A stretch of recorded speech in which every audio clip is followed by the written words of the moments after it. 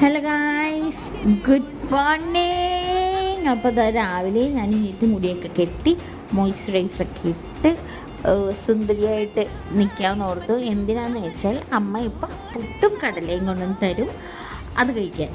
അപ്പോൾ പുട്ടും കടലയായിരുന്നു ഇന്ന് ഞങ്ങളുടെ രാവിലത്തെ.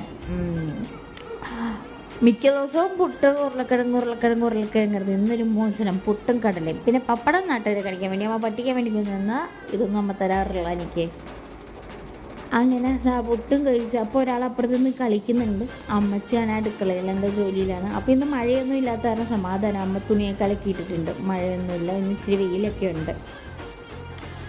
അത് കഴിഞ്ഞ് ഇതേ റൂമിൽ വന്നപ്പോൾ അമ്മ ഈ കൂട്ടര് നിക്കറിട്ട് കൊടുക്കുകയാണ്. അവനാണെങ്കിൽ ഇടാൻ സമ്മതിക്കുന്നുണ്ടായില്ല. കൊച്ചിനത് തീറ്റി കളിക്കാനായിരുന്നു. അങ്ങനെ അമ്മ ഈ കൂട്ടരും കൂടെ നല്ല യുദ്ധം കഴിഞ്ഞത് അവൻ കളിക്കാൻ കയറി.